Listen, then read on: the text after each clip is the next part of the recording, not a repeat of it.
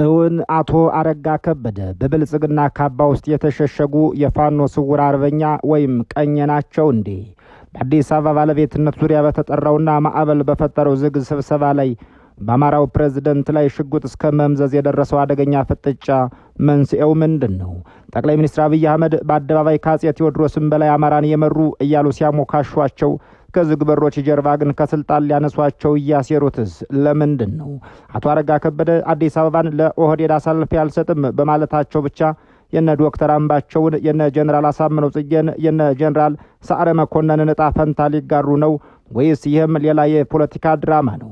የኦሮሚያው ክልል ፕሬዝዳንት አቶ ሽመልስ አብዲሳና አቶ አረጋ ከበደ የገቡበት የሞት ሽረት ትንቅንቅ፣ የገዳይ ስኳዶች ዛቻ እንዲሁም ከመድረክ ጀርባ እየተሸረበ ያለው የሸገር ሴራ ብዙዎቹን እንቅልፍ ነስቷል።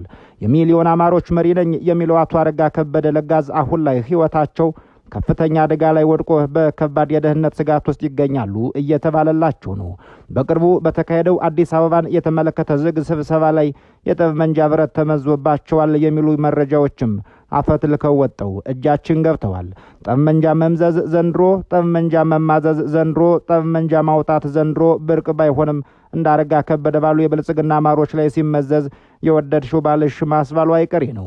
ጠመንጃ በዚህ በገጠሪቷ ብቻ ሳይሆን በከተሞችም በየሆቴሎችም በየቢሮዎችም በአስተዳድሮችም ይመዘዛል። ሰኔ 2011 በአማራ ክልል ርዕሰ መስተዳድር ቢሮ የተመዘዘች ያች ጥይት በዚያ ቀየ ዛሬም እንደቀጠለች ናት። አምባቸውን በልታ፣ አሳምነውን በልታ፣ ምግባሩን በልታ፣ ሰዓረ መኮንንን በልታ፣ እልፍ አማሮችን በልታ ዛሬም የበቃት አይመስልም። በአቶ አረጋ ከበደ ላይም ድጋሜ ተመዛለች። በዚህ የተነሳ ህይወታቸው በየሰከንዱ አደጋ ላይ እየተጣለ እንደሆነ እየተገለጸ ነው።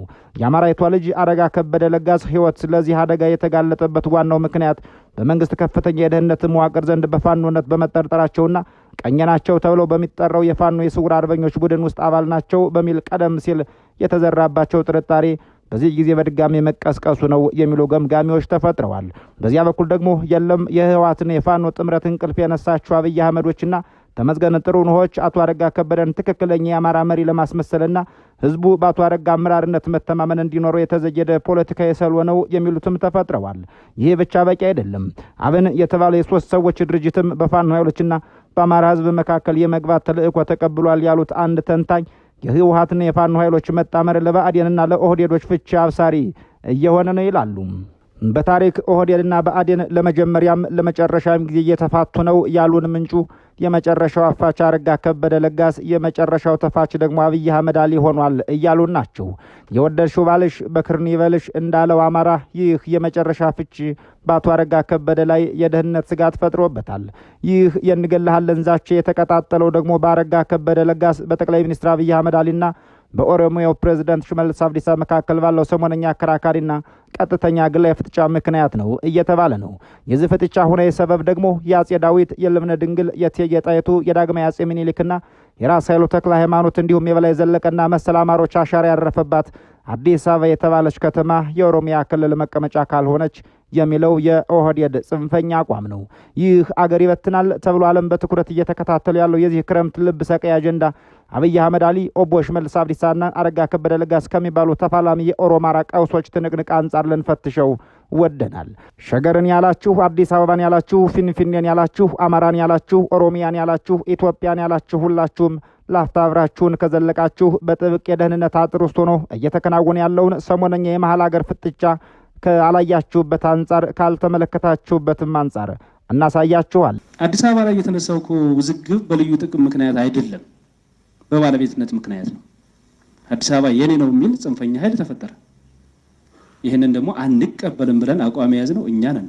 በአረጋ ከበደ ለጋስና በጠቅላይ ሚኒስትር አብይ አህመድ አሊ መካከል ያለው ግንኙነት በውጫዊ መድረክ በሚታይ ሙገሳና ከዝግ በሮች ጀርባ በሚደረግ ከባድ የፖለቲካ ፍጥጫ የተሞላ ከሆነ ሰንበትበት ብሏል። በቅርቡ ባህር ዳር በሚገኘውና በደጃዝማች በላይ ዘለቀ ስም በሚጠራው ዓለም አቀፍ አየር ማረፊያ የምርቃት ስነ ስርዓት ጊዜ ጠቅላይ ሚኒስትር አብይ አህመድ አሊ በይፋዊ መድረክ ላይ አረጋ ከበደ ለጋስን ባለፉት 30 ዓመታት ውስጥ ለአማራ እንደሱ ያለ ጠንካራ መሪ አልነበረም በማለት ሰማይ የሚያደርስ ሙገሳ አዝንበውላቸው ታዝበናል። ከወራት በፊትም በአባይ ወንዝ ላይ ጎጃምን ከጎንደር የሚያገናኝ ድልድይ ተሰርቶ የተመረቀለት አብይ አህመድ አሊ አረጋ ከበደ ለጋስን ከቋረኛው ካሳ ዳግማዊ አጼ ቴዎድሮስ ጋር በማወዳደር የ50 ሚሊዮን አማራ መሪ ነህ ብለው ሊያጽናኗቸው በአማራ ታሪክ አጼ ቴዎድሮስም አጼ ሚኒሊክም ያረጋን ያክል የህዝብ ቁጥር ያለው አማራ መርተው አያውቁም። አሁን ያለው አማራ እኮ በብዙ እጥፍ ትልቅ ነው። ያኔ ከነበረው ኢትዮጵያ ይበልጣል። እንዲያም ቢሆን ከካሜራዎች እይታ ውጪ በተካሄዱ ዝግ ስብሰባዎች ላይ እውነታው ፍጹም የተለየ ነው። ጠቅላይ ሚኒስትሩ አዲስ አበባና ድሬዳዋን በኦሮሚያ ክልል ስር እንዲጠቃለሉ ፍላጎት ማሳየታቸውን ተከትሎ አረጋ ከበደ ለጋስ ይህንን ጥያቄ ፈጽሞ አይሆንም በማለት በጽኑ ተቃውሟቸዋል እየተባለ ነው። በዚህም ምክንያት አብይ አህመድ አሊ በዝግ ስብሰባዎች ላይ አረጋን አዲስ አበባ የኦሮሚያ ክልል ዋና ከተማ እንድትሆን ትልቅ እንቅፋት ሆኖብናል በማለት በጽኑ ተችተዋቸዋል ተብሏል። አብይ አህመድ አሊ አረጋ ከበደን በጤና ምክንያት በሚል ሽፋን ከቦታቸው በማንሳት ወደ ፌዴራል በመውሰድ በምትካቸው አብዱ ሁሴንን ለመሾም ስውር እቅድ አውጥተው እንደነበርም መረጃዎች ሾልከው ወጥተዋል። በአረጋ ከበደና በአማራ ጓዶቻቸው በኩል የቀረበው የጸና ተቃውሞ አብይ አህመድ አሊን ሴራቸው እንዳከሸፈባቸው ምንጮች አረጋግጠዋል። ታዋቂው ፖለቲከኛ ጀዋር ሲራጅ መሐመድ ይህን የአብይ አህመድ አሊ ድራማዊ አካሄድ ሲገልጸው በሌላ መነጽር እንድናየው ጎትጉቶናል። ጀዋር አረጋ ከበደ አዲስ አበባ ለኦሮሚያ አትሰጥም ብለው የወንዛቸውን ልጅ የበላይ ዘለቀ ላቀውን ሚና ሲወጡ ሲመለከት ከባለፈው ሳምንት የብሔራዊ ፉክክር ለኦሮሞ ጀግና ለአማራ ደግሞ ጠንቅ ተደርጎ የቀረበው የአዲስ አበባ ዩኒቨርሲቲ ፕሬዝዳንት ነበር። ዛሬ ደግሞ በተመሳሳይ ጉዳይ ነገር ግን በተገላቢጦሽ የአማራ ክልል ፕሬዝዳንት ለአማራ ጀግና ለኦሮሞ ጠንቅ ሆኖ ተከስቷል። ልብ በሉ፣ ሁለቱም ከአንድ የድራማ ዳይሬክተር የተሰጣቸው ስክሪፕት ነው ሲል የአብይ አህመድን ከጀርባ ሆኖ ክሮች የመሳብ አካሄድ ጀዋር መሐመድ ሲራጅ ይገልጸዋል። ጀዋር ይህን ሲል ፍጥጫውን ሐቀኝነት የሚጎድለው በማስመሰል ለማድበስበስ ፈልጎ ሊሆን ይችላል፣ ላይሆንም ይችላል። በጽንፈኛ ሙስሊም ኦሮሞነቱ የሚታወቀው ጀዋር ሲራጅ መሐመድ አዲስ አበባን የሚጠራት ራሱ ፊንፊኔ እያለ ነው። አልጸጸትም በተሰኘው መጽሐፉ ላይ ይህችን ከተማ ፊንፊኔ ፊንፊኔ ፊንፊኔ እያለ በበርካታ ገጾች መካከል በበርካታ ቃላት ገልጿት ይነበባል። ረጅም ጊዜ ኖሮባትም ተምሮባትም አያውቅም። አላውቃትም ሲልም በቀጥታ ያምናል። ጀዋር ነገሩን ተራ ድራማ ሲያስመስለው ቢጥርም በአረጋ ከበደና በሽመልስ አብዲሳ መካከል ያለው የፊት ለፊት ፍጥጫ ወደ ሽጉጥ መማዘዝ እንደገባ በተለይ የአማራ ልጆች ደጋግሞ እየጻፉ ናቸው። መቼስ ለድራማ ተብሎ ነው በቀጭኑና አጭሩ ጎጃሜ ላይ ሽጉጥ የሚመዘዝ ኦህዴድ አለ ብሎ ማመን ጀዋር እንዳለው የመመልከት አባዜ ነው። ይልቅስ እዚህ ላይ ቀጥተኛውና የከረረው ፍጥጫ ባረጋ ከበደ ለጋስና በኦሮሚያው ፕሬዝዳንት ሽመልስ አብዲሳ መካከል እንደሆነ ማስመር ይቻላል። አብይ አህመድ አሊ አዲስ አበባን በኦሮሚያ ክልል ስር ለማጠቃለል የሚያደርጉትን እንቅስቃሴ ለማስፈጸም የፊት መስመር ተዋጊ አድርገው ያሰለፏቸው ሽመልስ አብዲሳን ስለመሆኑ መናገር ቀላል ነው። ሽመልስ አብዲሳ በአዲስ አበባ ሕዝብ ላይ የቆየ ስነ ልቦና ቂም አላቸው ሲባል መስማትም የተለመደ ነገር ነው። በአንድ ንግግራቸው አዲስ አበባ ውስጥ ታክሲ ውስጥ አፋን ኦሮሞ ስንናገር እየሳቁብን ያሳቅቁን ነበር በማለት ገልጸዋል የሚባልላቸው ኦቦ ሽመልስ አብዲሳ አዲስ አበባ እሳቸው የሚመሩት የኦሮሚያ ክልል አካል ካልሆነች ሞቼ እገኛለሁ በሚል አክራሪ አቋም አረጋ ከበደንና የአማራ ተወካዮችን ሲያስፈራሩ እንደሰነበቱም ተጽፎ አንብበናል። በዚህ አረጋ ከበደ ለጋስና ሽመልስ አብዲሳ በተባሉ ግለሰቦች መካከል ያለው ፍጥጫ ከፍተኛ ደረጃ ላይ በደረሰበት የኢትዮጵያ ሀገራዊ ምክክር ኮሚሽን ስብሰባ በስራ ቡድኑ ዘንድ አዲስ አበባ የፌዴራል ዋና ከተማና ከክልል ተጽዕኖ ነጻ የሆነች ከተማቱን የሚል መግባባት ተደርሶ የነበረ ቢሆንም ሽመልስ አብዲሳ ያሰለፏቸው የኦሮሚያ ተወካዮች ቅሬታ አለን በማለት ሂደቱን አስተጓጉለውታል። ጉዳዩ ድምጽ ቢሰጥበት እንደሚሸነፉ ያወቁት የኦሮሞ ብልጽግና አመራሮች ስብሰባውን የደህንነት ኃይሎች አስገብተው ወደ ዝግ ስብሰባነት ቀየሩት ያሉም አጋጥመውናል። ለቃለ ጉባኤ የተመደቡትን የኮሚሽኑን ሰራተኞች አትገቡም ብለው ካባረሩ በኋላ የአማራ ተወካዮችን ማዋከብ ጀመሩም ተብሏል። አማራው የምክክር ኮሚሽኑ ዋና ኮሚሽነር ፕሮፌሰር መስፍን አርአያ ከኢትዮጵያ ውጭ ተሰደው እንዳሉ እየሰማን ሰንብተናል። ከሰሞኑ ደግሞ ተመልሰዋል ተብሏል። እንዲያም ቢሆን ልብ አድርጎ ማሰብ ያስፈልጋል። እየተካሄደ ያለው እሳቸው የሚመሩት የምክክር ኮሚሽን ጉዳዩን እያጋፈረ ያለ የምክክር ኮሚሽኑ መሪ ግን በዚህ የምክክር ሂደት ውስጥ አልነበሩም። በዚህ ወቅት አረጋ ከበደ ለጋስ እንዲህ ያሉ የሚያወዛግቡ አጀንዳዎች ይቆዩ፣ ታግደው ይቀመጡ በሚል በጽናት ሲሞግቱ ኮሬን የገኘ የተሰኘው ገዳይ ቡድን አባል እንደሆነ የሚታማውና ፈቃዱ የተባለው የኦህዴድ ካድሬ ሽጉጥ መዞ የበላይ ዘለቀ ላቀው ቀየ ነው የሚባልለትን አረጋ ከበደ ለጋስን ሊገድላቸው እንደሚችል ገልጾላቸዋል ተብሏል። አረጋ ከበደ ለጋስ የነ መይሳው ካሳ፣ የነ ዳግማዊ አፄ ሚኒሊክ፣ የነ ጀነራል አጻምነው ጽጌ፣ የነ ዶክተር አምባቸው መኮንን መንፈስ ያደረባቸው አማራ በመሆናቸው ሽጉጥ ቢመዘዝባቸውም የሚንበረከኩ ሆነው አልተገኙም ያሉን አንድ ምንጭ የበረሃው ሰሞኑን ተጋፋጭ መንፈስ የተላበሱ የብአዴኑ ሰው አረጋ ከበደ ለጋስ አዲስ አበባን አሳልፌ ለኦህዴድ አልሰጥም በማለት ስብሰባውን ረግጠው ወጥተዋል ተብሏል። ይህን ተከትሎም በአብን አመራሮች ዘንድ ያረጋ ከበደ ጽናት ትልቅ አድናቆት አግኝቷል። ጎንደሬው ጣሂር መሐመድ ጎጃሚውን የፖለቲካ ተቀናቃኙ ያረጋ ከበደን አቋም በማየት የተከበሩ ፕሬዝዳንት እኛም ከርሶ ጎን ነን ሲል የልብ ልብ ሰጥቷቸዋል። ወሎየው የቤሩ ሞዳው ልጅ ዩሱፍ ኢብራሂም ደግሞ መሪነት የሚለካው በፈተናና በጫና ወቅት እንጂ በምቾት ጊዜ አይደለም፣ አማራን በማስፈራራት የማንበርከክ ዘመን ጨርሶ አብቅቷል፣ በእርስዎ እንኮራለን ሚስተር ፕሬዝደንት በማለት ወንድምነቱን ገልጾለታል። ይህ ሁሉ ድጋፍና ያንን ሁሉ እልህ ያንን ሁሉ ቅራርቶና ያንን ሁሉ ሙገሳ ባረጋ ከበደ ለጋስ ላይ ሽጉጥ እስከ መምዘዝ የደረሰ የኦሮሞቹ የገዳይ ቡድን ዛቻ የወለደው እዝነት ነው ብሎ መገመት ይቻላል። በዚህ ከተስማሙ ቀጥሎ የሚመጣው አረጋ ከበደ ለጋስ ለምን ለእንደዚህ ያለው የሞት ዛቻና የደህንነት ስጋት ተታደረጉ የሚለው ጥያቄ ነው። መልሱ ምንም አልባትም በአብይ አህመድ የደህንነት መዋቅር ዘንድ ቀኝ ተብለው በመጠርጠራቸው ነው የሚል ሊሆን ይችላል። በአማራ ክልል የፖለቲካና የ3 ዓመት የውጊያ መድረክ ውስጥ ቀኞች በመንግስት መዋቅርና በስልጣን ወንበር ላይ ሆነው ለፋኖ ታጣቂዎች ሚስጥራዊ መረጃ በመስጠት መሳሪያ በማቀበልና ስልታዊ ድጋፍ በማድረግ የሚያገለግሉ የውስጥ አርበኞች ናቸው ተብለው ይገለጻሉ። የቀድሞው የፋኖ ደህንነትና አመራር ብሎም የመገናኛ ብዙሃን ክንፍ አባላት የነበሩት ካፕቴን ማስረሻ ሰጤ፣ ኤልያስ ደባሱና ያረጋል አያና እንደሚናገሩት ቀኝ በመንግስት ውስጥ ያሉ ቁልፍ አመራሮችን የሚወክል ሚስጥራዊ ስያሜ ነው። ይህ ጥርጣሬ አዲስና ባረጋ ከበደ ለጋስ ጊዜ የተፈጠረ አይደለም። የቀድሞው የአማራ ክልል ርዕሰ መስተዳድር ይልቃል ከፋለም በስልጣን ላይ ሳሉ ለፋኖ መሪዎች የቡድን መሳሪያ ገዝተው እስከ መስጠትና የውስጥ አርበኛ እስከ መሆን ደርሰው ተብለው በመጠርጠራቸው መንግስት እንደታገቱ ይነገራል። አሁን ደግሞ ሌላው የወንዛቸው ልጅ አረጋ ከበደ ለጋስ ይህንን የቀኝ ወይም የፋኖ የውስጥ አርበኝነት ሚና እየተጫወቱ ነው በሚል ከባድ ጥርጣሬ ላይ ወድቀዋል። ኮሎኔል መንግስቱና ጓዶቻቸው አስረሽነው ሲያበቁ ለምሳ ያሰቡን ለቁርስ አረግናቸው ያሰኟቸው እንዲህ ባለው ስውር የውስጥ አርበኝነት ፍርሃት በመውደቃቸው ነበር።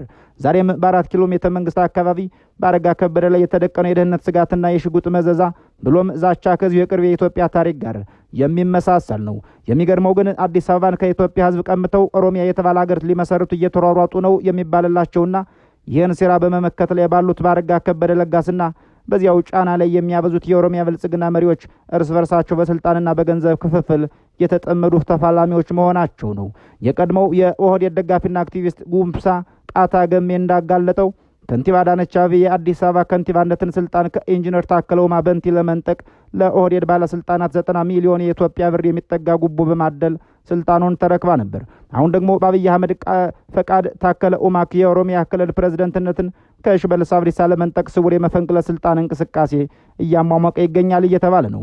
ሽመልስ አብዲሳ ይበልጥ አክራሪና የጸጥታ መዋቅሩን የሚጠቀሙ ሲሆን ታከለ ኡማ ደግሞ በህዝባዊ ተቀባይነትና በልማት ፕሮጀክቶች ስም የከተማውን ልብ በመስረቅ የሚታወቁ በመሆናቸው በመካከላቸው ያለው የኃይል ሚዛን ፍልሚያ እንደቀጠለ ነው። ይሄ አጠቃላይ ጠንካራ ሰሜናዊና ኦሮሞ ያልሆነ የፖለቲካ ኃይል ቢፈጠር የበዛ ተስፋፊነታቸውን ለመመከት ቀላል መሆናቸውን አመላካች ነው። በአጠቃላይ የአማራ ብሔራዊ ክልላዊ መንግስት ርዕሰ መስተዳድርና በመላው ኢትዮጵያ ብሎም በመላው ዓለም አይዞህ ባይ የሌለው የአማራ የተባለ ስልጡን ህዝብ ዲፋክቶ መሪ አረጋ ከበደ ለጋስ በዚህ አፍታ በአዲስ አበባ አስተዳደር ጉዳይ ላይ ባሳዩት አቋምና በቀኝ አሊያም በፋኖ የውስጥ አርበኝነት በመጠርጠራቸው ምክንያት ከባድ የደህንነት ስጋትና የሞት ስጋት ተጋርጦባቸዋል። እንዲያም ቢሆን በዝግ ስብሰባዎች ላይ የተደቀነባቸውን የጠመንጃ ዛቻና የደህንነት ስጋት መከተው አዲስ አበባን አሳልፌ አልሰጥም ማለታቸው በአማራ ህዝብ ዘንድ እንደ ትልቅ የወንድነትና የጽናት ምሳሌ ተወስዶላቸዋል። ዛሬ የአማራ ህዝብ ብሎም አዲስ አበባ የሁላችን ናት በሚሉ የኢትዮጵያውያን ዘንድ እንደ አንዲትና ብቸኛ የአይን ብሌን በመታየት ላይ የሚገኙት አረጋ ከበደ ለጋስ በኢትዮጵያ የፖለቲካና የአመራር ምህዳር ውስጥ ከባድ ማዕበል ሆነዋል። ነሐሴ 2015 ዓ.ም የአማራ ብሔራዊ ክልላዊ መንግስት ርዕሰ መስተዳድር በመሆን የክልሉን በትረ ስልጣን ሲረከቡ የአካባቢው የፖለቲካና የደህንነት ሁኔታ እጅግ አስፈሪና ታሪካዊ ፈተና ላይ የነበረበት ጊዜ ሆኖ ይታወሳል። አረጋ ከበደ ለጋስ በህዝብ አስተዳደርና በፖለቲካ መዋቅር ውስጥ ያሰለፏቸው በርካታ ዓመታት የካበተ ተሞክሮና የረጋ የአመራር ብቃት አጎናጽፏቸው ሊሆን ይችላል። ቀደም ሲል በነበራቸው የሥራ ዘመን በክልሉ የኢንዱስትሪና የኢንቨስትመንት ቢሮ ኃላፊነት እንዲሁም በጸጥታና ሚሊሺያ መዋቅር ውስጥ ያከናውኗቸው ተግባራት የመንግስትነትን ሚዛንና የተቋማትን አሰራር ጠንቅቀው እንዲረዱ አስችሏቸውም ይሆናል። ይህ የሚሊሻ አስተዳደር በዋናነትና በነ ጀነራል ተፈራ ማሞና በነ ጀነራል አሳምነው ጽጌ ባሉ ሰዎች ተጽዕኖ ስር የነበረና በእነዚህ ጀነራሎችም የተመራ በመሆኑ እኒህ ሰው ያንን ተቋም የመሩ ናቸው። አረጋ ከበደ ለጋስ የአመራር ዘመናቸው የሚገለጸው በጥበብ በተሞላ የሰከነ አካሄድና አስቸጋሪ ሁኔታዎችን በማረጋጋት ሂደት ነው ያሉን አንድ አቀርባቸዋለሁ ያሉን ሰው ክልሉ የገባበትን የጸጥታና የፖለቲካ ማዕበል በመቋቋም የህዝብን ሰላምና ደህንነት ለማስጠበቅ እንዲሁም የተቋማትን መደበኛ አገልግሎት ለማስቀጠል የተጋረጡባቸውን ከባድ ፈተናዎች በጽናት ለመጋፈጥ ጥረት አድርገዋል ሲሉ ይደመጣሉ። በፖለቲካና በሲቪል አገልግሎት መስክ ያሳዩት ቁርጠኝነት የክልሉን የልማትና የምጣኔ ሀብት እንቅስቃሴዎች ከአስቸጋሪው የአካባቢ ሁኔታ ጋር አጣጥሞ ለመምራት ትልቅ የኃላፊነት ሚዛን የሚጠይቅ ነበር። የህዝብን ዕለታዊ ህልውና የማረጋገጥ ሰላምን የማጽናትና የመንግስትነትን ቁመና የማስከበር አማራዊ ተግባር የአመራራቸው ዋና መታወቂያ ሆኖ ይገኛል ሲሉም አሞግሰዋቸዋል። በአጠቃላይ አረጋ ከበደ ለጋስ በታሪክና በፖለቲካ ውጣ ውረድ ውስጥ የሚገኘውን የአማራ ክልል በጽናትና በኃላፊነት ስሜት ለመምራት አደራ የተቀበሉ ራሳቸውም በዘመነ መሳፍንት ብለው በሚጠሩት አስቸጋሪ ሁኔታ ውስጥ የቁርጠኝነትና የመቋቋም ብቃታቸውን በማስመስከር ላይ የሚገኙ የዘመናችን ዝነኛና የፖለቲካ አሊያም የመንግስት መሪ ናቸው ተብለው ሊገለጹ ይችላሉ። የእኛን በዚህ አበቃ። የእናንተን ጻፉልን። ሰናይ ጊዜ የተመኘን በዚህ እንሰናበታለን።